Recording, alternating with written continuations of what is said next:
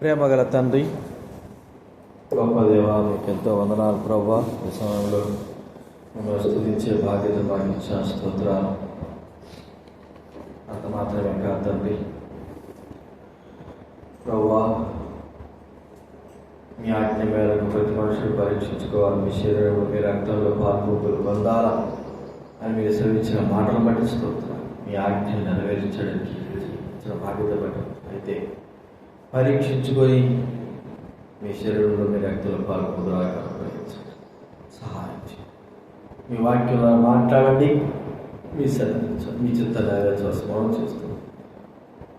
కృతజ్ఞతలు వహిస్తుంది చెల్లిస్తుంది. యేసు నామమున ప్రార్థించడి విడుచున్నాం తండ్రి. దేవుని వాక్యంలో కొరింథీ రాసిన మొదటి పత్రిక 11. మొదటి కొరింథీ రాసిన పత్రిక 11, 23 నుంచి 32 వరకు మనం మార్చాలి.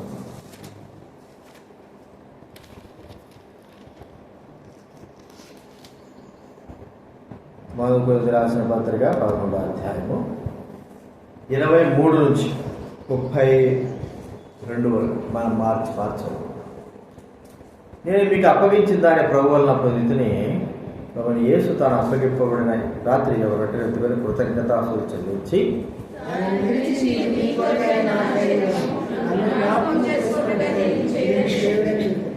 ఆ ప్రకారమే భోజనమైన పిమ్మట ఆయన పాత్ర ఎత్తుకొని, ఈ పాత్ర నా రక్తంలో ఆయన ప్రవర్తన మీరు దీనిలోని త్రాగనపడదు నన్ను జ్ఞాపకం చేసుకుంటే నేను చెడు చెప్పాను.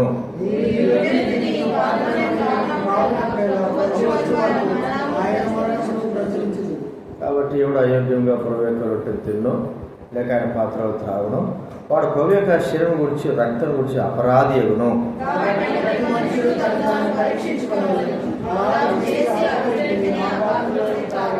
ప్రభువు శరీరమును వివేచింపగా తిని త్రాగవాడు తన శిక్ష విధికి తిరిగి త్రాగుతున్నాడు.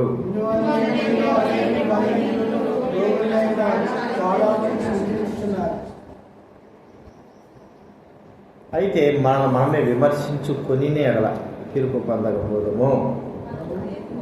తీర్పు శిక్ష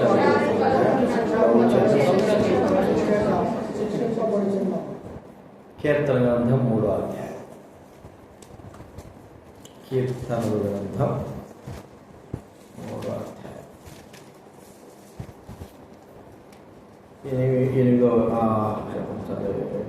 5వ వచనం అందరం చదువుకుంటాం.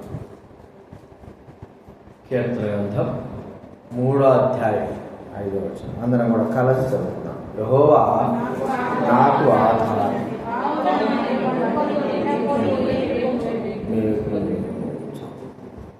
న్యాయాధిపతుల గ్రంథం 16వ అధ్యాయం.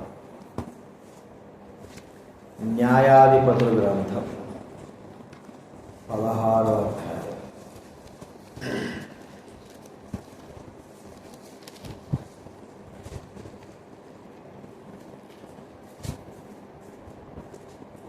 ఇరవై 26వ వచనం అందరూ కూడా చదువుకుందా. 16, 20 న్యాయాధిపతుల గ్రంథం 16, 26 అందరూ చదువుతాం. సంసోను తన చేతిని పట్టుకుని పంపితుంటాడు.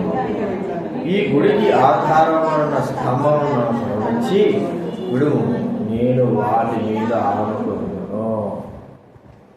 మనం చదువుకున్నాం కదా, ఈ 2 వచనాలు ఏం కనపడుతుంది మనకు? ఆధారం. కాబట్టి ఆధారము యెహోవాయే మనకు ఆధారం. ఎవరు లేరు ఈ భూలోకంలో. మనుషులకు వాళ్ళ ఆధారం, వీళ్ళ ఆధారం, మీరు తప్ప మాకెవరు లేరు, మీరే మమ్మల్ని ఆదరించాలా, ఆధారంగా ఉండాలా. కాబట్టి ఎన్నో మాటలు మాట్లాడతాం, కానీ ఆధారంగా ఉన్న వారందరూ కూడా పోతారు.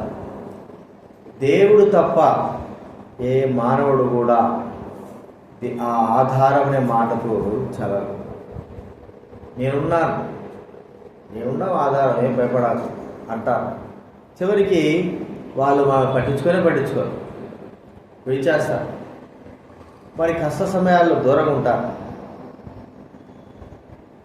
మనము నడవే పరిస్థితులు ఉన్నాం.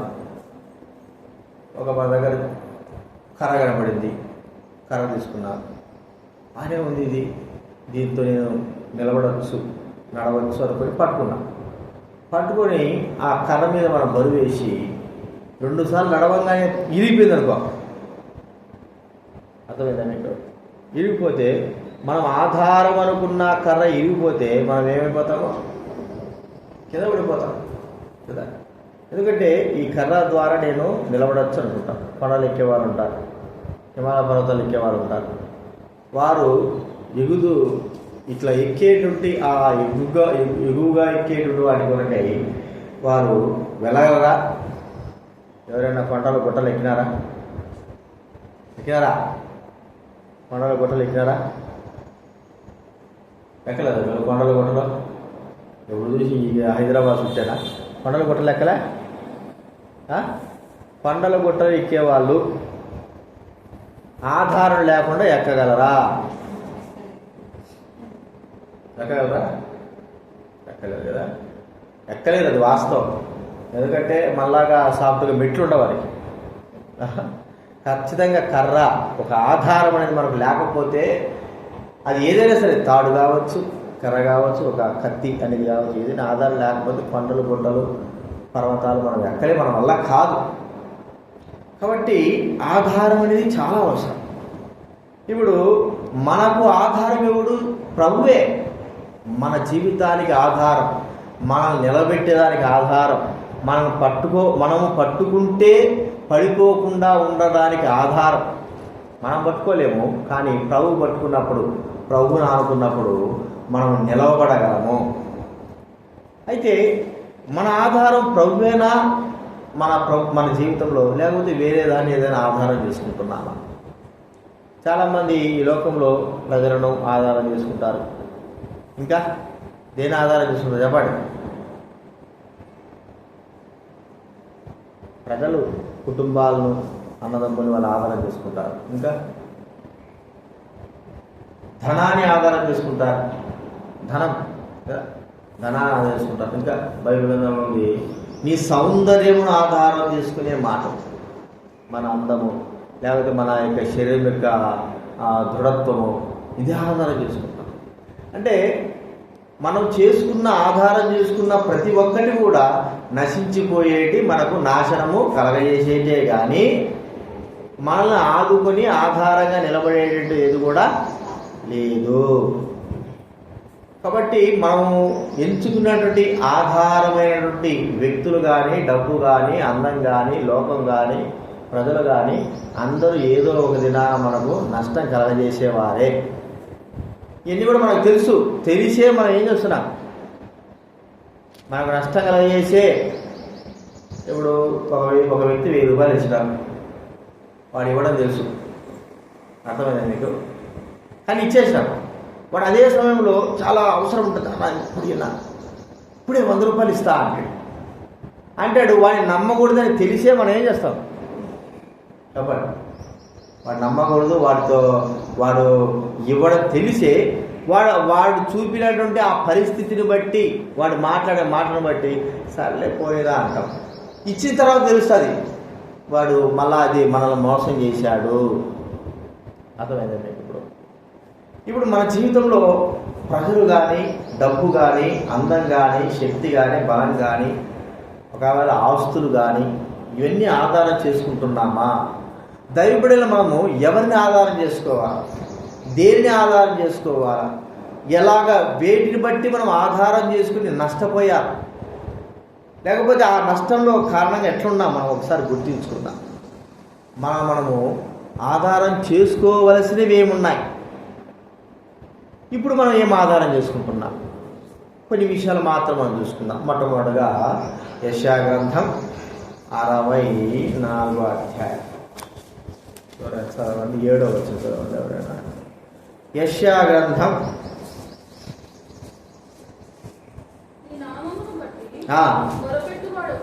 లేకపోయినో నిన్ను ఆధారము చేసుకొనుటకై లేడు. చాలు. 1 కొరింథీ 2వ అధ్యాయం 4వ వచనం. 1 కొరింథీ 2వ అధ్యాయం 4వ వచనం చదవండి ఎవరైనా. నీ విశ్వాసము మనుష్యుల జ్ఞానం ఆధారము చేసుకొనక ఆధారం చేసుకుని వల్లని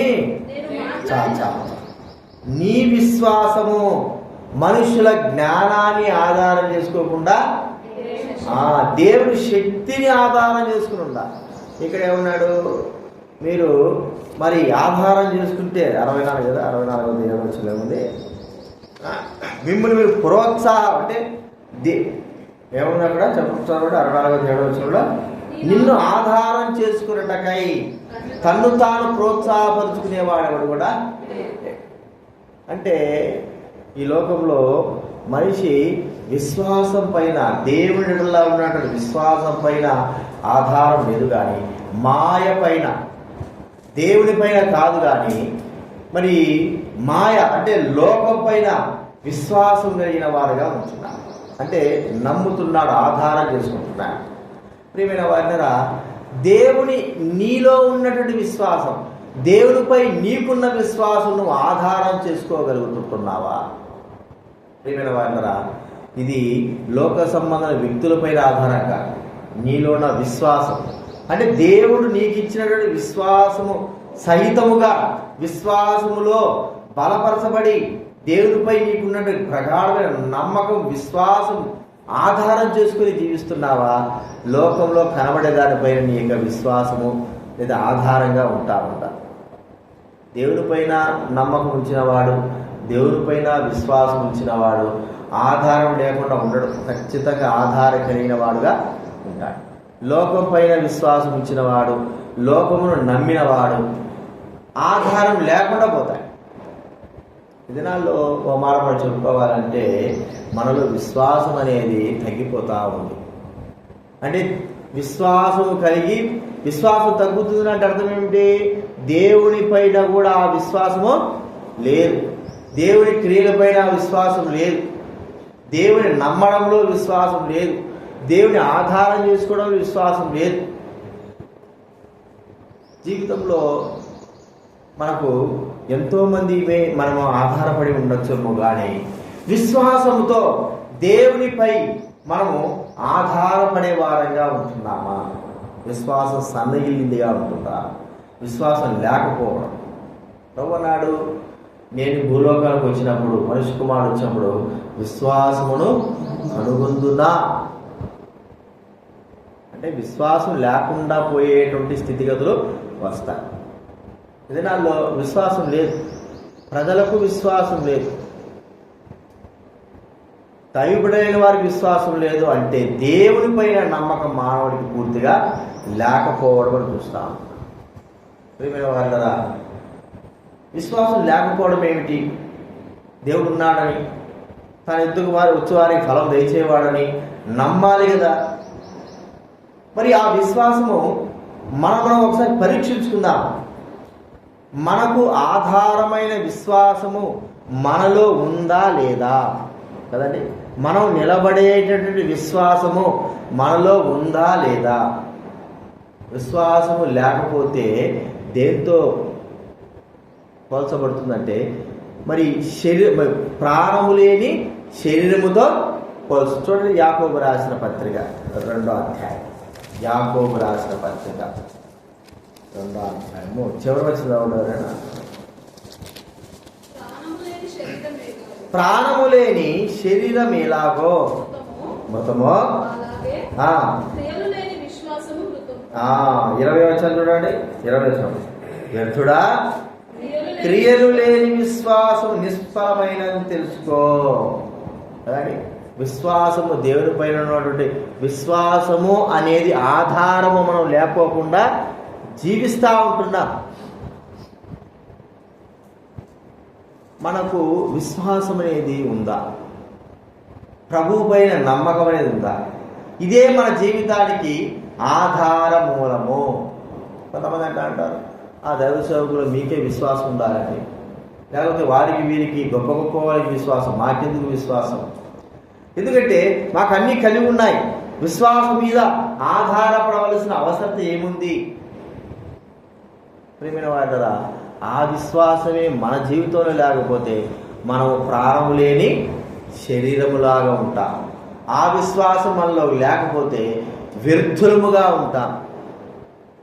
బైబిల్ చెప్పే మాట ఏంటి? 2వ కొరింథీ రాసిన పత్రిక 13వ అధ్యాయం 5వ వచనం ఎవరైనా? 2వ కొరింథీ 13:5.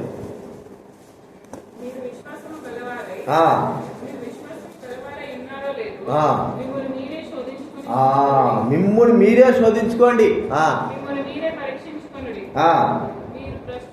మీరు భ్రష్టులు కాని ఎడలా ఎరుగరా. విశ్వాసం గలవారే ఉన్నారు లేదు మీరు. మనం ఏం చేయాలంట? చెప్పండి. ఇతరులు శోధించుకుని ఎవరు చూడాలా? మనం ఇతరులను చూస్తామా? మన బుద్ధి అంతా ఏమిటి చెప్పండి? మానవ బుద్ధి ఏంటి మానవ బుద్ధి? ఇతరులు చూడడమే మన బుద్ధి అంతా. వాడు అంటున్నాడు, వాడు విశ్వాసం ఉన్నాడా, నమ్మకం ఉన్నాడు, మనం చూసుకోలేకపోతూ ఉంటాం. కానీ మానవ బుద్ధి ఏమిటంటే మనం చూసుకోవడం కాదు, ఇతరులు చూస్తూ ఉంటాం. నిజంగా విశ్వాసము మన జీవితంలో ఒకటి ఆలోచిద్దాము. విశ్వాసంలో ఈ కార్యము నేను విశ్వాసంలో జరిగించాను, ఈ కార్యం విశ్వాసం ద్వారా నడిపించాను, ఈ కార్యము ద్వారా విశ్వాసాన్ని ఆధారపడ్డాను, నాకు విశ్వాసం దేవుడి విశ్వాసం మీద ఆధారపడ్డాను అని ఒక్క దినమైనా మనం చెప్పగలమా? కదండి. పిల్లలైతే తల్లిదండ్రులు సంపాదించే దానిపైన ఏం చేస్తాడు చెప్పండి? ఆధారపడి సింధులు ఎత్తా అంటారు. పెద్దలైతే వాళ్ళు కలిగిన ఉద్యోగాలను బట్టి, డబ్బులు బట్టి, తల్లిదండ్రులను బట్టి, వాటిని బట్టి వేస్తా అంటారు. ఇంకేళ్ళ నుంచి విశ్వాసం వస్తుంది? ఏమి లేకోకుండా, అర్థమైందా? ఏమి లేకోకుండా జీవించగలిగితే, తల్లిదండ్రుల మీద డబ్బు ఆధారపడుకోకుండా చదవగలిగితే దాన్ని మనం ఏం చేస్తాం చెప్పండి? దేవుడు ఎవరి మీద ఆధారం లేదా? దేవుడు అనే వ్యక్తి పైన మాత్రం ఆధారం కలిగి జీవిస్తూ ఉన్నాడు. అలాంటి వారు ప్రభువుకు కావాలి. ప్రియమైన వాళ్ళు ఇప్పుడు ఉండద్దు వద్దని చెప్పడం లేదు, నేను చెప్తున్నాను. మన పరిస్థితి ఎట్లా ఉందంటే విశ్వాసం మీద ఆధారం లేకోకుండా మనము జీవించే వారంగా ఉంటున్నాం. విశ్వాసం మీద ఆధారము లేకుండా మృతమైన శరీరములే మన జీవితాలు ఉన్నాయి.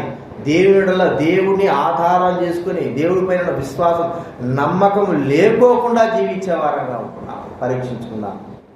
ఎవరి మీద ఆధారపడుతుంటున్నాం? దేని మీద ఆధారపడుతుంటున్నాం? నీ విశ్వాసం ఎంతవరకు ఉంది? నీ విశ్వాసం యొక్క మరి ఆ అభివృద్ధి ఎంతవరకు ఉంది? దేవుడిలో నీకుంటున్నటువంటి ఆ గొప్ప ఆలోచన ఎంతవరకు విశ్వాసంలో దేవుడిలో నువ్వు నలుస్తూ ఉంటున్నావు? ఒక్కసారి మనం పరీక్షించుకోగలిగితే మనలో ఏమీ లేదు. ఓ మాట చెప్పుకోవాలంటే లోకసామ చెప్తుంటారు కదా, నేతి బీరకాయ అన్నట్లుగా మన జీవితాలు కూడా విశ్వాసమే. పేరు కదా విశ్వాసం కదా, విశ్వాసులమే. కానీ ఏం లేదు మరి చెప్పు, ఏం లేదు. విశ్వాసులమే, విశ్వాసము లేదంతే. నిజంగా లేదా ఉందా? నిజం చెప్పండి. నిజంగా ఉందా లేదా? నిజంగా ఉంది విశ్వాసం ఉందా? మరి అన్నదానం వచ్చినారా? ఒకటి కరెక్ట్ టైంకి వచ్చినారా? ఏది? దేవుడి మీద విశ్వాసం లేక కుటుంబంలో అన్ని పనులు చేసుకొని అప్పుడు మనం నిక్కి నిలిగే వచ్చినాం. అంతేనా? అదే దేవుడి మీద విశ్వాసం ఉంటే ఏమైంది? అవును, ఇక్కడ భోజనం పెడతారు మధ్యాహ్నమా? ఎవరు అన్నారు భోజనం పెడతారు? గుర్తురాదు. మధ్యాహ్నం కూడా భోజనం పెడతారు అన్నారు. సరే, నమ్మకం, విశ్వాసం. నాకేం కాదు, నేను ప్రభువు పైన నమ్మకం కలిగి నేను జీవిస్తూ ఉంటున్నా. నా జీవితంలో ఎలాంటిది కూడా ఏం తరగదు. ప్రియమైన వాళ్ళ విశ్వాసము అనేది మన జీవితంలో అభివృద్ధి కావాలి. నమ్మకం ప్రభువు మనం చూసినప్పుడు, అందుకే అబ్రాహాము గురించి విశ్వాసులకు తండ్రి ఎలాగ నమ్ముతా ఉన్నాడు, ఎలాగ విశ్వాసిస్తున్నాడు, తనకి ఏమి లేకపోయినప్పుడు కూడా దేవుడల ప్రగాఢమైన నమ్మకం కలిగిన వాడుగా, విశ్వాసం కలిగిన వాడుగా జీవించాడు. కాబట్టే దేవుడు తన వల్ల దేవుని పైన విశ్వాసం ఉంచిన ప్రతి వ్యక్తిని దేవుడు ఎప్పుడు కూడా విడిచి పెట్టడు. కాబట్టి దేన్ని ఆధారం చేసుకుంటున్నాను? విశ్వాసం, దేవుని పైన విశ్వాసం ఆధారం చేసుకున్నావా, లేదా లోకంలో ఉన్న వాటిపైన ఆధారం చేసుకుంటున్నావా? అది మనం పరీక్షించుకోవాలి. విశ్వాసం లేకపోతే మనం దేవునికి ఇష్టమైనంత అసాధ్యం. విశ్వాసం ఖచ్చితంగా ఉండాలి. విశ్వాసం లేకపోతే వ్యర్థం. మనం విశ్వాసం చెప్పుకోవడానికి కూడా మనకు అర్హత లేదు. ఇది మొట్టమొదటి మనం చూసుకుంటున్నాం. రెండవదిగా దేన్ని ఆధారం చేసుకుంటున్నాం? యెహోవా దేవుడే మనకు ఆధారం. దేన్ని ఆధారం చేసుకుంటున్నాం? చూడండి, సామెతల గ్రంథం 3వ అధ్యాయం.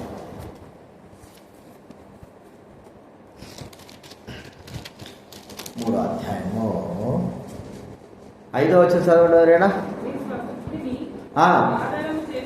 నీ స్వబుద్ధిని ఆధారం చేసుకోక నీ పూర్ణ హృదయంతో యెహోవా ఏం చేయాలట? స్వబుద్ధిని ఆధారం చేసుకోవడం ఏంటంటే స్వబుద్ధి, మన బుద్ధి. ఒక్కోసారి మన స్వబుద్ధిని అంటే నేను ఇది చేయగలను, ఇది నాకు చేతనవును, నాకు చేయడానికి సామర్థ్యం ఉంది, నా జ్ఞానం ఉంది, నా తెలివి ఉంది అని మనం అనేకమైన సార్లు ఏదేదో చేస్తూ ఉంటాం. ఒక్కోసారి ఓడిపోతాం. అరే నేను అనుకునేదే ఇటు కాలేదే అనుకుంటా. కానీ మన స్వబుద్ధి ఎక్కడ ఉపయోగిస్తున్నా, ఎక్కడ ఆధారం చేసుకుంటున్నా? ఈ స్వబుద్ధి ద్వారా, మన సొంత బుద్ధి ద్వారా మనం ఎంత నష్టపోతుంటున్నా? ఇక్కడ ఏమంటున్నాడు? నీ స్వబుద్ధిని ఆధారం చేసుకోక నీ పూర్ణ హృదయముతో యెహోవా యందు ఏం చేయాలన్నాడు? నమ్మకము. ఒక్కోసారి అనిపిస్తూ ఉంటుంది, మన స్వబుద్ధి మన మీద నమ్మకము పెట్టుకుంటే మనల్ని బుద్ధిహీనుడు అంట. లోకంలో ఏమంటుంది? ఒకవేళ పరుగు పందాలు కానీ లేకపోతే ఆటలు పిల్లలు వాళ్ళు ఏమంటారు? రే నీ మీద నువ్వు నమ్మకము పెట్టుకో, గెలవాలనే నమ్మకం నువ్వు పెట్టుకోవాలా, లేకపోతే కష్టం అంట. మంచిదే. అయితే బైబిల్ ఏం చెప్తాను, అది మరి ప్రాముఖ్యం. ఇక్కడ ఏమన్నాడు? స్వబుద్ధిని ఆధారం చేసుకోవద్దన్నాడు. చూడండి, సామెతల గ్రంథం 28వ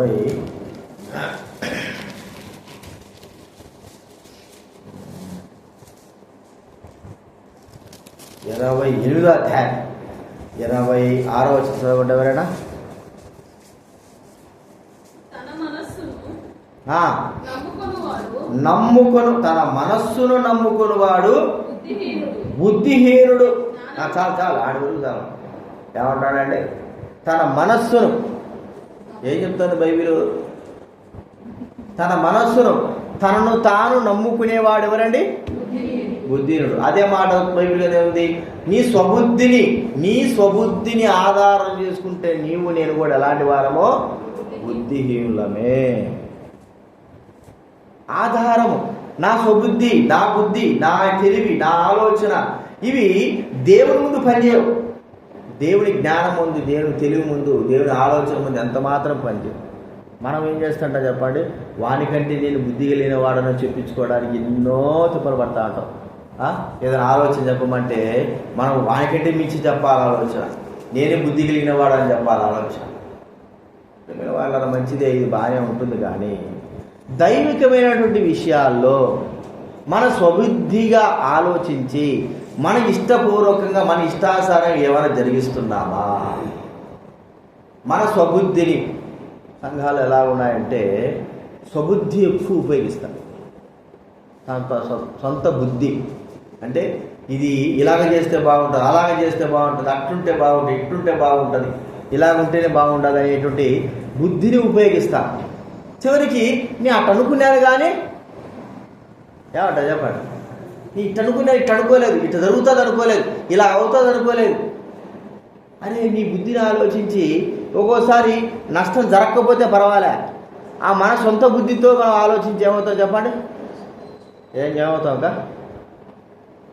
కూర్చొని చెప్పాలి. ఏమవుతాం? మన సొంత బుద్ధి ఆలోచించి నష్టపడతాం. ఆ నష్టము మనము కుటుంబంలో సరే మనం పిల్లలు సొంత బుద్ధి ఆలోచించి ఎంతో నష్టాన్ని తీసుకొస్తారనుకోండి.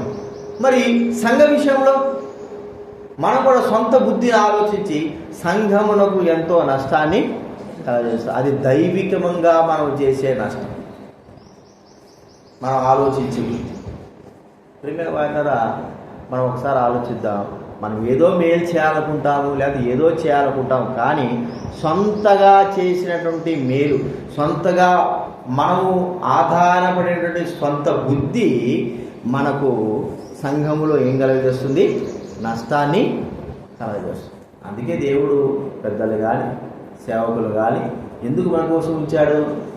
అరే నీ సొంత బుద్ధి కాదురా, పెద్దలైన వారు ఉన్నారు, దైవ సేవకులైన వారు ఉన్నారు, వారిని మనం ఏమన్నా సలహాలు. సొంత బుద్ధి చేస్తే ఏమవుతుందో చెప్పండి. సొంత బుద్ధి ఆలోచిస్తే మనకు నష్టమే. అదే రెహబాం మనకు బాధ చేస్తుంది. రెహబాం ఎవరు కొడుకో? రెహబాం ఎవరు కొడుకు?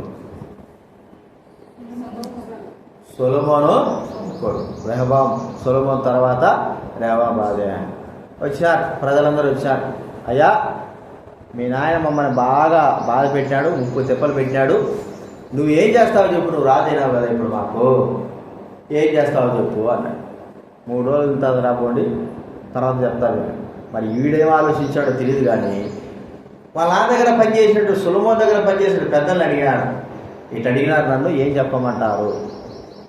వీడు కూడా మంచి బుద్ధి, అంటే వాళ్ళ సొంత బుద్ధి కాకపోకుండా పెద్దలు అడుగుదామని ఆలోచించాడు. పెద్దలు ఏం చెప్పారు చెప్పండి? పెద్దలు చెప్పారయ్యా, మీ నాయన చేసింది వాస్తవమే, కానీ నువ్వు మీ నాయనలాగా చెయ్యాకు, మంచిగా వారికి సేవ చేస్తే పరిచయం చేస్తే 10 కాలాలు నీ రాజ్యం కూడా ఉంటుంది, లేకపోతే నీ ఇష్టం అని చెప్పేసినాడు. ఈడికి అది నచ్చలే. ఈ యవనస్తుడు కదా, తనతో పెరిగినటువంటి వారి యొక్క ఆలోచన అడుగుదామని యవనస్తులు పిలిచాడు. మీరు చెప్పండి, ఆలోచన చెప్పండి అంటే వారు ఇంకా బలి చెప్పినారు. ఏం ఆలోచన చెప్పారు? మీ నాయన కేవలం ఏదో ఊరికే పర్వాలతో కొట్టాడు, నేను ఇంకా చితగా బాస్తాను, మీ నాయనది ఏలు చిటికిన వేలు బరువుగా ఉన్నది అన్నారు కదా, నా బరువు ఇంకా చేస్తానని చెప్పు అన్నాడు. వీడు నిజంగా తెలివి ఉన్నటోడు, బుద్ధి ఉన్నటోడు, ఆలోచన కలిగిన వాడు అయితే వరిని వీళ్ళు చెప్పేది ఎందుకు ఇట్లా ఉండాలి, 40 సంవత్సరాల వయసుడు, ఇది బాగలేదు, పెద్దలు చెప్పిన మాట ఏంటే బాగుంటుంది అనుకోకుండా యవనస్తులు తనతో పాటు పెరిగిన వారు పోయి చెప్పిన మాట చెప్పేలా కదా. ఆడ జరిగిన పరిస్థితి ఏంటి చెప్పండి? రాజ్యం విడిపోయింది. తన రాజ్యం తన చేతులార, తన సొంత బుద్ధి ద్వారా తన చేతులార పోగొట్టుకున్నాడు, అజ్ఞానము ద్వారా. చెప్పిన వాళ్ళరా, ఒక్కోసారి మన సొంత బుద్ధి ఆలోచించి అజ్ఞానము ద్వారా ఎంతో నష్టాన్ని మనము కలగజేసుకుంటాము. కాబట్టి బుద్ధి సొంత బుద్ధి, సొంత తలం పొద్దు, సొంత ఆలోచనలు అది ఉండొచ్చు, కానీ దాని ద్వారా మనకు నష్టం జరుగుతాం. నీ బుద్ధి నీకే ఉంటుంది, మంచిదే కాదు చెప్పలేదు, కానీ ఆ బుద్ధి ద్వారా ఎవరికి నష్టము, దేనికి నష్టము, ఎవరికి నష్టం జరుగుతుంది చెప్పండి? ఎక్కడ చూడాలి? ఎవరికి నష్టం జరుగుతుంది? ఏనా ఎవరికి నష్టం జరుగుతుంది? మన సొంత బుద్ధి ద్వారా ఎవరికి నష్టం జరుగుతుంది? మనకే నష్టం జరుగుతుంది. మన సొంత బుద్ధి ఎవరికి నష్టం చేస్తుంది? మనకే నష్టం చేస్తుంది. కానీ మనకు నష్టం చేస్తే పర్వాలే, కానీ మన సొంత బుద్ధి పక్క వారికి నష్టం లేదా సంఘానికి నష్టం చేస్తే అది ఇంకా చాలా డేంజర్.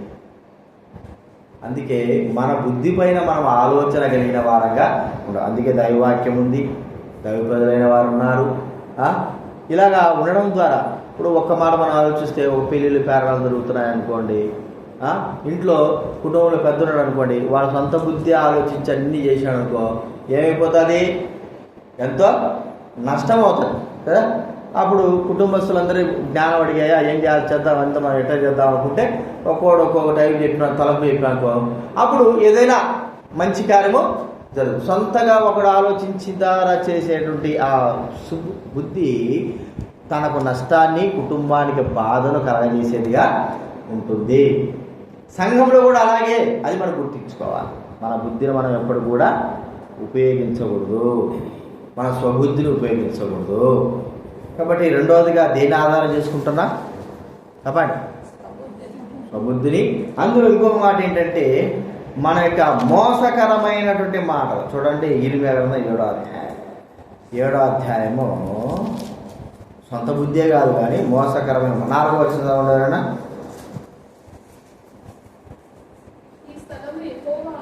ఈ స్థలం యెహోవా ఆలయం, ఈ స్థలం యెహోవా ఆలయం అని మీరు చెప్పుకొనుచున్నారే. ఈ మోసకరమైన మాటలు ఆధారం చేసి మోసకరమైన మాటలను ఏం చేస్తున్నాం మనము? ఆధారం చేసుకుంటున్నాం. మన సొంత బుద్ధే కాదు. చాలామంది మోసకరమైన మాటలు చెప్తా ఉంటారు. వాటిని మనం అయితే అవి వాళ్ళు చెప్పిన మాటలు మనకు మోసకరంగా ఉంటాయని ఆలోచించాం. ప్రియమైన వాళ్ళరా, చాలా వరకు ఆ ఆలోచనలు, ఆ తలంపులు, ప్రజలు యొక్క మోసకరమైన మాటలను బట్టి మనం నష్టపోతాం. దావీదు మహారాజు గురించి చూడండి, ఒక మాట మనకు చాలా 2వ సమూయేలు రాసిన గ్రంథం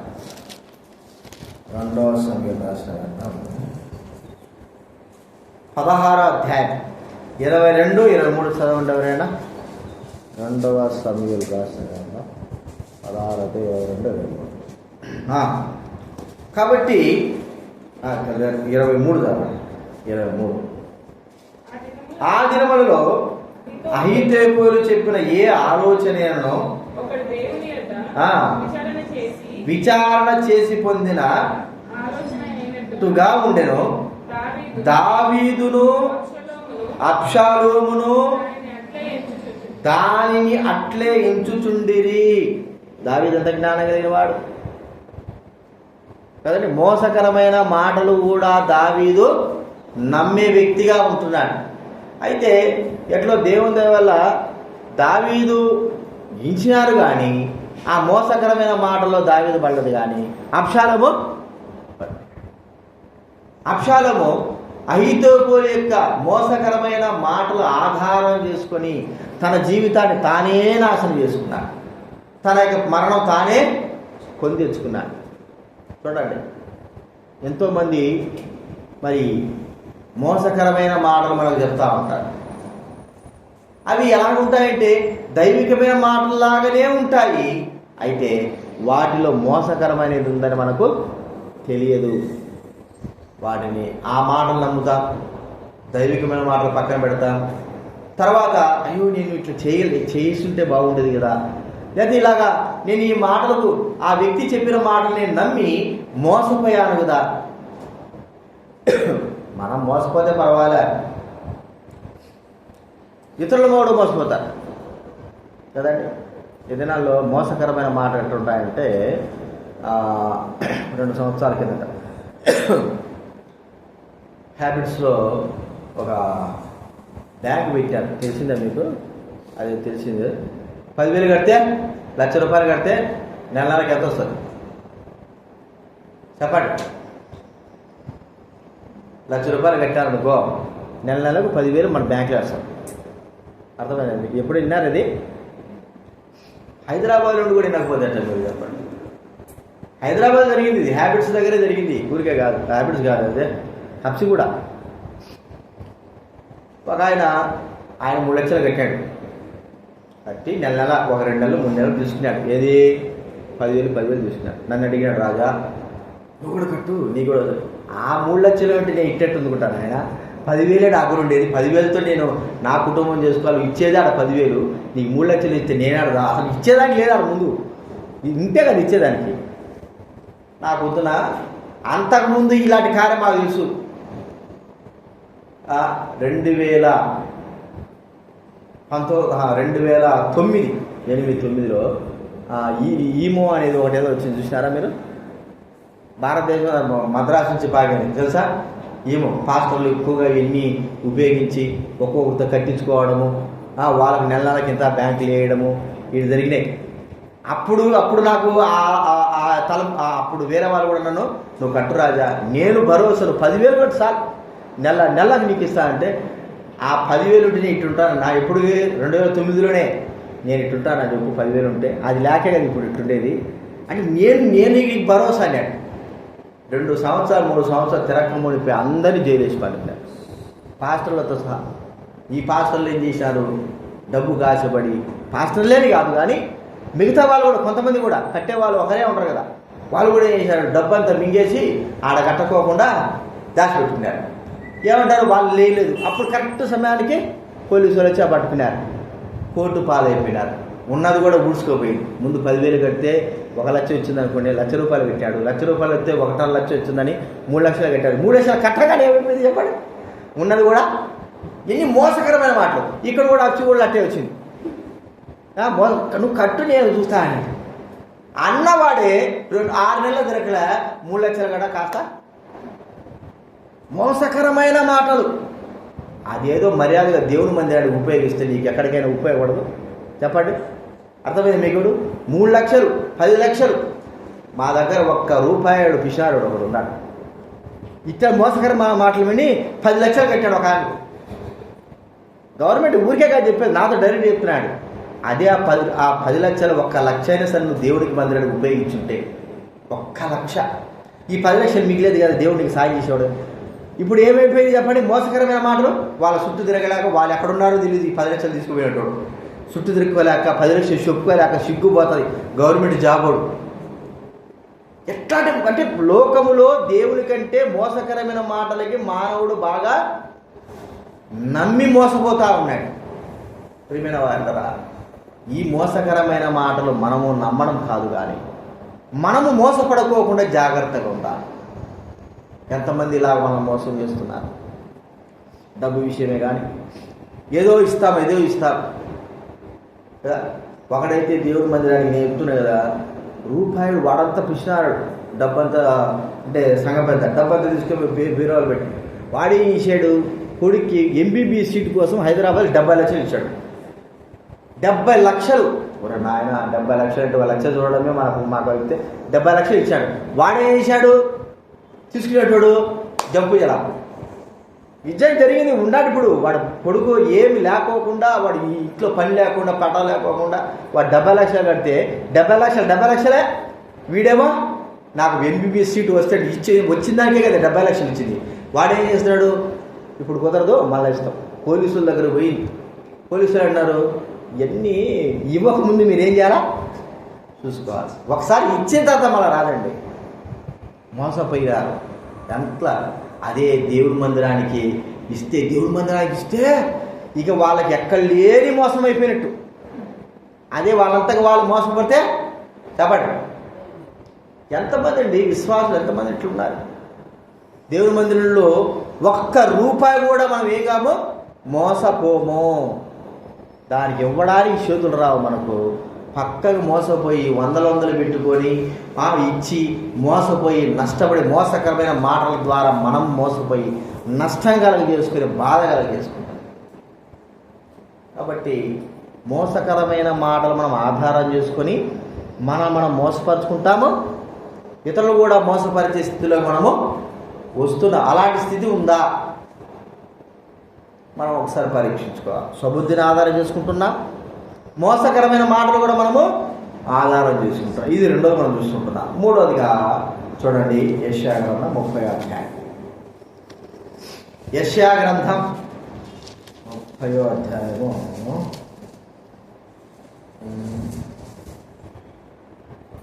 12వ వచనం చదవండి ఎవరైనా. 30:12 చదవాలి.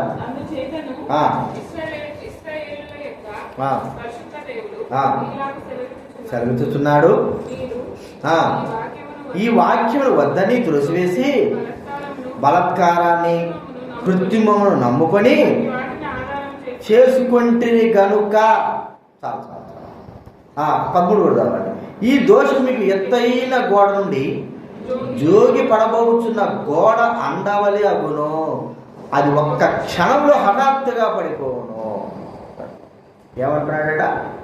బలత్కారాన్ని కృత్రిమమును నమ్ముకొని ఆధారం చేసుకుని, బలత్కారము కృత్రిమము ఆధారం చేసుకుంటున్నారు. అంటే బలత్కారులు ఆధారం చేసుకుని ఎవరైనా మనకి ఏదైనా సాయం కావాలన్నప్పుడు ఏం చేస్తాము? అయ్యో పాపం అంటే వాళ్ళు వినరు. కాబట్టి బలత్కారులు ఉంటారు కొంతమంది, రౌడీజీ చేసేవాళ్ళు ఉంటారు. వాళ్ళని పోయి ఏం చేస్తాం మనం చెప్పండి? ఏం చేస్తాం? ఆధారం చేసుకుంటాం కదా. అయ్యా ఇటుండది నువ్వు వచ్చి మాకు సాయం చేయి. వాడు అడుగుతాడు, నాకు లక్షలు ఇవ్వాలా, 1 లక్ష 2 లక్షలు ఇస్తాను నేను వచ్చి నీకు అంటాడు. సరే ఇస్తారా నాయన అంటే వాడే చేస్తాడు. అక్కడికి వచ్చిన తర్వాత మనకు న్యాయం చేయకోకుండా వాళ్ళకి న్యాయం కూడా చేసి ఉండొచ్చు. మనకు ఇప్పుడు పోలీసు వాళ్ళు చేసే పనులండి ఏ సార్ పోలీసు ఇట్ట సార్ ఉన్నామనుకో వాడు బాగానే ఉంటాడు, అని నీకు న్యాయం చేస్తాలేదే అంటాడు. కానీ అన్యాయం అంతా మన వైపు ఉన్నప్పుడు వాడు చేతులు ఎత్తేస్తాడు. ఏదికుండా వారికి అంటే డబ్బు ఎటువైపు పోతుందో. బలాత్కారము నమ్ముకొని ఎంతమంది నష్టపడ్డా, అదే దేవుని యొద్ద వచ్చి దేవుని దగ్గరకు వచ్చి అయ్యా నాకు ఇలా బలాత్కారం జరుగుతా, నాకు నువ్వు సహాయం చేయి, నాకు నువ్వు సహాయం చేస్తే కానీ ఈ బలాత్కారం దగ్గర నుంచి నేను విడిపింపబడలేను, నేను ఎవరి దగ్గరికి వెళ్ళగలను. దైవబిడ్డలకి మనకు ఒక ఛాన్స్ ఉంది. బలాత్కారం దగ్గరికి వెళ్ళొచ్చు, ఇంకొక దగ్గర ఎక్కడికి వెళ్ళొచ్చు సోదరు చెప్పండి, ఎక్కడికి వెళ్ళొచ్చు? బలాత్కారం దగ్గరికి వెళ్ళొచ్చు, దేవుని దగ్గరికి వెళ్ళొచ్చు. అయితే మనం ఎంచుకునేది ఎక్కడికి వెళ్తాం? 99% ఎక్కడ వెళ్తాం? బలాత్కారం దగ్గరికే వెళ్తాం. ఇక్కడికి వెళ్తే మన పని జరుగుతుంది, అక్కడికి వెళ్తే మన పని జరుగుతుంది. మరి అక్కడ వెళ్ళినా నీ పని జరగదు కదండి. నా జీవితంలో ఎన్నో సంఘాలు ట్రాన్స్ఫర్ కోసం, అయ్యా ఇక్కడి నుంచి నేను వేరే దగ్గర మారాలంటే ఆడేమో మనకి తెలుసా? ఎవరు తెలుసు, అందరికి చదివిపోతుందిలే. నువ్వు ఎవడంటే ఎవడో నేను అర్థమైందా? సరే నాకు చాలామంది తెలుసు, కొంతమంది అక్కడెక్కడ అంతా తెలిసి అన్న నా గురించి మాట్లాడినా మాట్లాడతా రాజా మాట్లాడతా అంటే ఆడిపోతుంది అన్న ఇట్లా చెప్పాడు కదంటే చెప్పాడు అంటాడు, కానీ మనకు మస్తు సహాయం చేయడు. అర్థమైంది మీకు? ఇప్పుడు నా పెద్దలతో అన్న నీకు మాట్లాడించాడు. ఇంకొకరు నా ప్రియమైన స్నేహితుడు ఉన్నాడు, ఏమయ్యా నువ్వంటే మాట వింటాడా ఎవరు? నా గురించి ఒక్క మాట చెప్పు.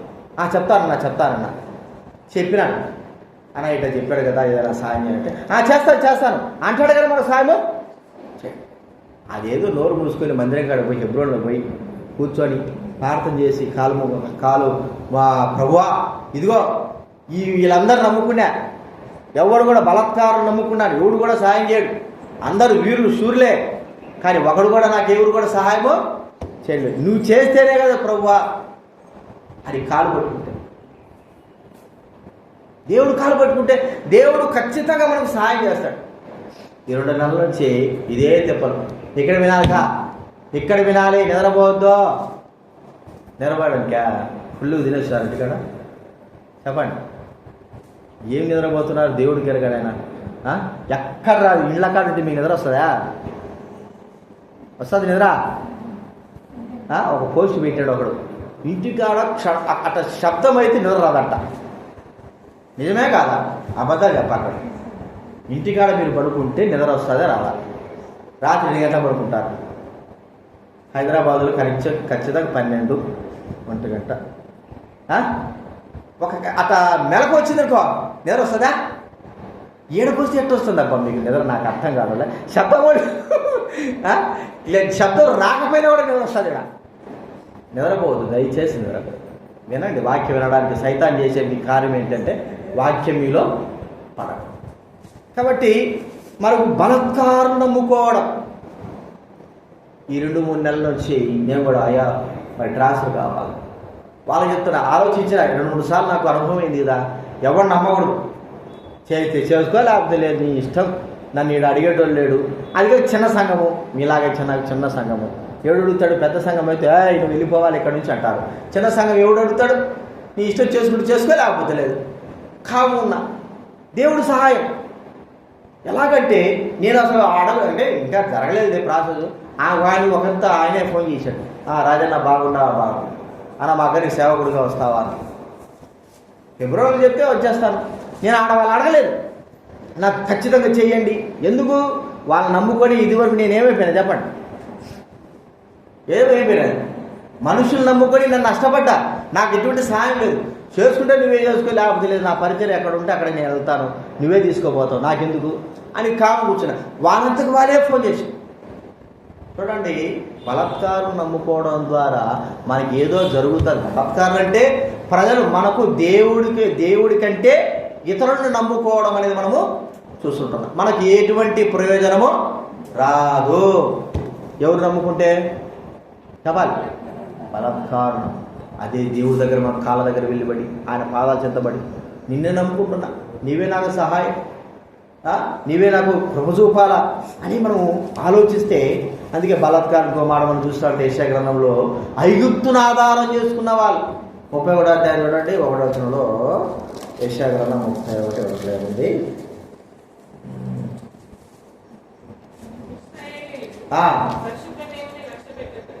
లక్ష్య పెట్టకయు యెహోవా యొద్ద విచారణ చేయకయు సహాయము నిమిత్తము ఐగుప్తులకు వెళ్ళుచు గుర్రములను ఏం చేస్తా అంటండి ఆధార. ఐగుప్తుల గుర్రాలు ఎక్కువ, గుర్రాలు ఎక్కడైనా ఎక్కువ ఉన్నాయంటే ఎక్కడ ఉంటాయి? ఐగుప్తు దేశం గుర్రాలను ప్రొడ్యూస్ చేస్తారు, మంచి మంచి గుర్రాలు. ఆ గుర్రాలు యుద్ధానికి ఏమవసరం? గుర్రాలు యుద్ధానికి అవసరం. యుద్ధాన్ని ఆధారం చేసుకుని గుర్రాలతో పాటు ఏముండాలా? రథములు కూడా ఉండాలి. ఇప్పుడు మనుషులు యుద్ధం కొరకై ఎవరిని ఆధారం చేసుకుంటున్నారు? ఐగుప్తులని గుర్రాలను వాటి రథాలను ఆధారం చేసుకోవడానికి ఇష్టపడుతున్నారు. దేవుని ఆధారం చేసుకోలేకపోతుంటున్నారు. తెలిసిన వాళ్ళరా దేవుని, అందుకే అంటే ఒక మాట చెప్పుకోవాలంటే మనం మనుషుల్ని ఎక్కువగా ఆధారము చేసుకొని బ్రతుకుతుంటున్నాము మన జీవితాలు. మరి ఇంత గొప్ప దేవుడు మనకుండగా మనుషులను ఆధారం చేసుకోవడం ఏమిటి అంటే మన దృష్టి ప్రభువు పైన లేదు. ప్రభు పైన మనకు నమ్మకం లేదు కాబట్టి మనుషులు మనం ఆధారం చేసుకుంటా ఉన్నాం. ఎంతవరకు మోసపోతాం, ఎంతవరకు నష్టపడతాం? ప్రియమైన వారు మనుషులు ఆధారం చేసుకున్నంత వరకు నష్టపడుతూనే ఉంటాం. చూడండి, ఇంకా 47వ యెషయా గ్రంథము 10వ వచనం చదవలేనా? 47వ యెషయా గ్రంథం 10వ వచనం 47:10 ఆధారము చేసుకొని చూడండి, నీ చెడుతనము కదండి. మనుషుల ఆధారం చేసుకోవడం కాదు, బలాత్కార ఆధారం చేసుకోవడం కాదు, చెడుతనాన్ని కూడా మన చెడుతనాన్ని కూడా ఆధారం చేసుకుంటాం. చూడండి, ఇట్లా ఆధారం చేసుకుని ఎంత నష్టపోతాం. ఒకసారి మనం గుర్తించుకుందాం, మన ఆధారమైన వాడు, మనకు ఆధారంగా ఉన్నవాడు, మనకు సహాయం చేసేవాడు మన ప్రభువైన యేసుక్రీస్తు. ఆయన ఆధారం చేసుకుంటాం. ఇది మూడోదిగా మనం చూస్తూ ఉన్నాం, ఆధారము. దీంట్లో 2:20-36 చూడండి, ఇర్మియా గ్రంథం 2:36 ఉంది.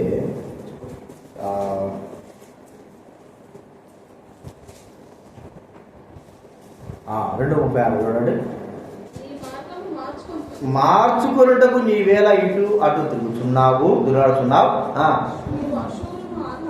అశూరును ఆధారం చేసుకొని సిగ్గుపడదావు.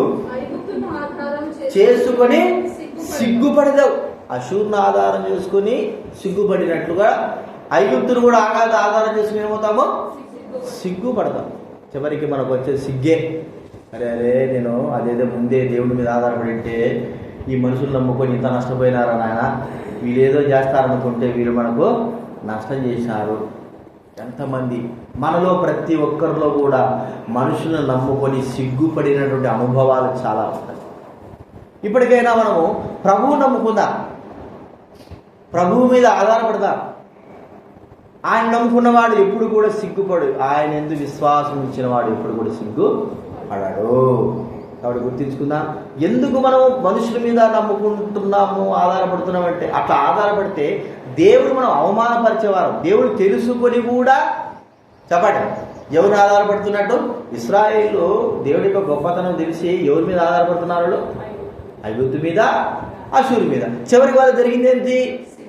సిగ్గు, అవమానమే. ఇంత గొప్ప దేవుడు ఐగుప్తు దేశం నుంచి వచ్చినప్పుడు ఎంతో గొప్ప దేవుడిని వారు ఆ దేవుని ఆధారం చేసుకోకపోకుండా ఐగుప్తుల్ని, మాంస సంబంధమైన వారిని, దేనిపైన సిగ్గు అవమానం కలగజేసే వారిపైన ఆధారపడి చివరికి వీరు కూడా సిగ్గు వచ్చేసి ఎందుకు ఇంకా వీళ్ళ మీద ఆధారపడకూడదరా, దేవుని మీద మనము అట్లాంటి స్థితిగతులు మనలో ఉన్నాయి. ఇది మూడో మంచు. చివరిగా చూడండి, లూకా సువార్త 18వ అధ్యాయం 9వ వచనం. లూకా సువార్త 18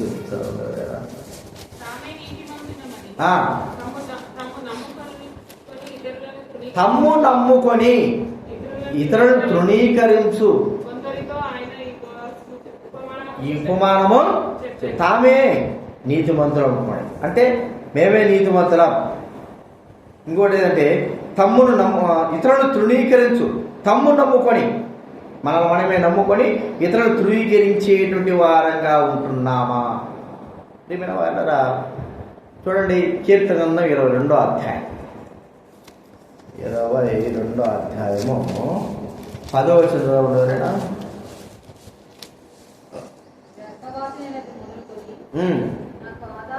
నీవే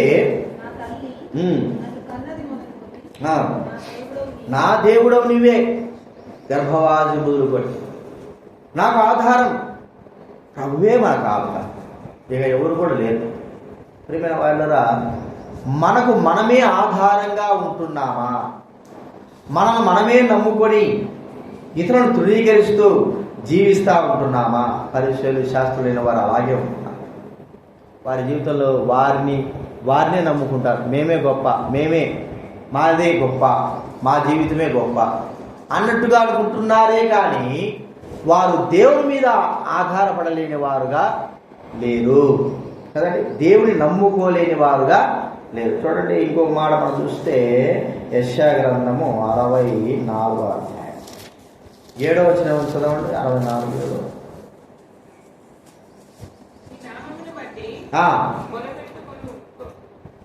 మొరపెట్టు వాడొకడును లేకపోయిను, నిన్ను ఆధారము చేసుకున్నటకై, నిన్ను ఆధారం చేసుకునడానికి మనం దేవుని ఆధారం చేసుకుని మనం బయలుదేరదాం. దేవుడే మనకు ఆధారం అనేటువంటిది లేదు. ప్రియమైన వాళ్ళరా, మనం ఆధారం చేసుకుంటున్నాం, మనమే నష్టపరుచుకుంటున్నాం, మన జీవితాన్ని మనమే మరి నష్టంలోకి తీసుకువెళ్తుంటున్నామని మనం చూస్తూ ఉంటున్నాం. ఇంకోటి మాట చూస్తే మీకా గ్రంథం 3వ అధ్యాయం, మీకా గ్రంథం 3వ అధ్యాయము 11వ వచనం ఉంటారేనా?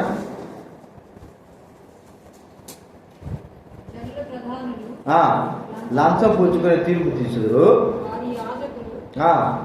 కూలికి బోధింతురు, సోది చెప్పుదురు, అయినను వారు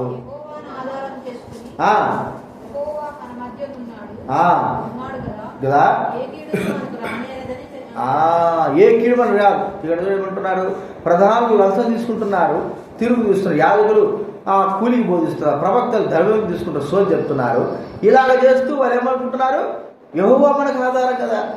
మనం చేసే ఆధారం అంతా లోపల మరి దేవునికి వ్యతిరేకమైన ఆధారంతో మనం బతుకుతూ ఉంటున్నాం. మనమే ఆధారంగా. ప్రియమైన వాళ్ళరా, ఒకసారి గుర్తించుకుందాం, దేవుడు మనకు ఆధారమై ఉన్నాడు. ఆయనే మనకు. ఎప్పుడైతే మనము ఆయన ఆధారం ఉన్న ఆ ప్రభువుని మనం మరి పట్టుకుని జీవిస్తామో ఆయనే మనకు సహాయంగా ఉంటాము, సహాయకుడుగా ఉన్నాడని నమ్ముతాము. మనల్ని ఎప్పుడు కూడా విడిచిపెట్టడు ఆయన. ఒక కర్ర ఒక కుటుంబము మరి ఎవరొస్తారేమో, ఒక మధ్య వయసు కలిగిన కుటుంబము, పిల్లలు పోయినారు, అందరూ ఉన్న వాళ్ళిద్దరు మాత్రమే ఉన్నారు. వాళ్ళిద్దరూ ఆ ఇంటిలో కర్ర తగిలిసి పెట్టుకోండి. కర్ర తగిలించి వేరే వాళ్ళు వచ్చారు, ఏమండి ఏమైంది మీకు? కర్ర తగిలించుకు పెట్టారు, కాలు ఇరిగితే తీసుకొచ్చలేదు కర్ర, ఆ కాలు ఇరిగితే మీకేం కాలు ఇరిగిందా, చెయ్యి ఇరిగిందా, ఏమి కాలు పెట్టుకున్నారంటే వాళ్ళు అంటారు, అంటే కర్ర ఎంత ఆధారమైంది చెప్పడానికి. నేనున్నాను అనుకో, ఇద్దరు ఎప్పుడో ఒకసారి ఎవరో ఒకరు పోతా, చివరికి మిగిలినది ఎవరో ఒకరు మిగులుతారు. ఆ ఒక్కరికి ఆధారంగా ఏమి ఉండాలి? కర్ర ఉండాలి. కాబట్టి ముందుగానే తగిలిసి పెట్టుకోవడం. నేను కూడా బైక్లో తీసుకొస్తా ఉంటా కర్ర. ఎందుకు తీసుకొచ్చి? ఎప్పుడు నడుస్తున్నావు కదా అంటే, నాకు తెలుసు నాకు నడిచేది, అర్థమైందా? నాకు నడిచేది తెలుసు, కానీ అది ఏ సమయంలో ఉపయోగపడాలో నాకు తెలుసు. మీకేం తెలుసు? ఇప్పుడు మెట్లు ఎక్కిరాను, చూడండి ఆ చుట్టూ అనేది చెట్లు పెట్టున్నాను, అది పట్టుకుందామా, సైడ్లో పట్టుకుందామా అంటే అది నాకు కనపడలే. ఏది ఉంటుంది కదా పట్టుకునేదానికి. ఎట్టెక్కాలి? నేను మీరైతే టకటగా ఎక్కేస్తారు, నేను ఎట్టెక్కాలా చెప్పండి? నేను ఎట్టెక్కాల కాలుబాటు. ఇది నాకు ఆధారం. అర్థమైంది మీకు? ఇప్పుడు ఇది నాకు ఆధారం. కాబట్టి దేవుడు మనకు ఆధారముగా ఉండాలి ప్రతి విషయంలో. మనుషుల ఆధారం అనేది మనకు వద్దు. ఒక మాట మనం చెప్పుకోవాలంటే మన దృష్టి అంతా కూడా దేవుడు ఆధారంగా ఉంటేనే నాకు బాగుంటుంది అనే తలంపుతోనే మనము ముందుకు కొనసాగాలి. వీరు ఉంటే బాగుంటుంది, వాళ్ళు ఉంటే బాగుంటుంది, అట్లుంటే బాగుంటుంది, మంచిదే, అన్నీ బాగానే ఉంటాయి. కానీ ఒక దినాన మనం అనుకున్న దాన్ని బట్టి మనం అనుకున్న దాన్ని బట్టి వారు మనకు సహాయం చేయరు. నీ మీద ఆధారపడ్డానే అంటే నా మీద కూడా ఆధారపడమన్నాడు. నిన్ను నమ్ముకున్నానే, ఈ జరిగిన నా విషయంలో ఫిబ్రవరిలో నా నువ్వేనా మాకు ఆధారపడి నన్ను ఎవడు ఆధారపడిపోయాడు, ఆడే మనకి ఇచ్చుడు చేశాడు. అర్థమైందా? అన్న నిన్నేనా నమ్ముకున్నాడన్నా మాకు సాయం చేయాలంటే నమ్ముకునేవాడే మనకు గోతులు తీసినాడు. ఎవడు నమ్ముకోమన్నాడు, ఎవడు ఆధారపడమన్నాడు? చెప్తానే ఉన్నాడు, నాకు వద్దురా నాయన, మనుషులను ఆధారించొద్దురా నాయన అంటే నువ్వు మనుషులు ఆధారం చేసుకున్నావు, నీకు నీవే గోతి దొరుకున్నావు. వద్దు, మన జీవితంలో దేవుడు మనకు ఆధారం. కాబట్టి ఆధారమైన ఆ ప్రభువును మనము చివరి వరకు కూడా పట్టుకొని మనము నిలిచి ఉండాలా, అది మనకు గుర్తింపు. ఒకవేళ లోకంలో ఆధారం చేసుకుంటున్నావా, మాంస సంబంధంగా ఆధారం చేసుకుంటున్నావా, నీ స్వబుద్ధిని ఆధారం చేసుకుంటున్నావా, నిన్ను నీవే ఆధారం చేసుకుంటున్నావా, లేకపోతే మోసరకమైన మాటలు ఆధారం చేసుకుంటున్నావా, విశ్వాసం లేకోకుండా మరి జీవించే విధానాన్ని నువ్వు ఆధారం చేసుకుంటున్నావా, ఒక్కసారి మనం పరీక్షించుకున్నాం. దేవుడే మనకు ఆధారం అయితే ఏ సమస్య రాదు. దేవుడు ఆధారం కాకుండా మనుషులపైన మనం ఆధారపడి జీవిస్తే అన్ని విషయాల్లో సమస్యలే మనం ఎదుర్కోలేము. కాబట్టి మనం పరీక్షించుకుందాం. ప్రభువైన యేసుక్రీస్తు వారి జీవితం ఒకసారి గుర్తిస్తే ఆయన ఎవరి మీద ఆధారపడ్డాడు? భూలోకంలో చెప్పాలి. వాళ్ళ అమ్మ మీదనా? తమ్ముళ్ళు ఉండారు, తమ్ముళ్ళ పైన 12 మంది శిష్యులు ఉండారు, శిష్యుల పైన ఎవరి మీద ఆధారపడ్డాడు? తండ్రి అయిన దేవుడి పైన ఆధారపడ్డాడు కదండి. శిలువ మోసేటప్పుడు ఆధారపడ్డాడు అన్ని విషయాల్లో. ఎందుకంటే ఇప్పుడు ఆయన మనుషుల మీద ఆధారపడి ఉంటే ఒకవేళ అవమానం వచ్చేది. మనుషుల పైన ఆధారపడితే అవమానం వస్తుంది. దేవుడి మీద ఆధారపడ్డాడు. జీవితం అంతా కూడా ప్రతి విషయంలో కూడా యేసుక్రీస్తు వారు దేవుడి మీద ఆధారపడ్డాడు. కాబట్టి గొప్ప ఉన్నత స్థానంలో ప్రభువైన తండ్రి అయిన దేవుడి కృపార్పణ కూర్చోగలుగుతుంది. మనకు మాదిరికరమైన జీవితం ఆయన జీవించి వీడిపోయాడు. విషయాలు జ్ఞాపకం పెట్టుకుందాము. మనం ఏ విషయంలో ఆధారం కలిగి ఎవరి మీద ఆధారపడుతుంటున్నాము? దేవుడున్నాడు, లోకం. మనకే తెలుసు ఎవరి మీద ఆధారపడ్డాము. మనుషుల వైపున, మన సొంత ఆలోచన వైపున, బలాత్కారం వైపున, సొంత బుద్ధి వైపున, మన మీదైనా ఆధారపడ్డాము. ఒకసారి గుర్తించుకొని మనం పరీక్షించుకొని ప్రార్థన చేసుకుందాము.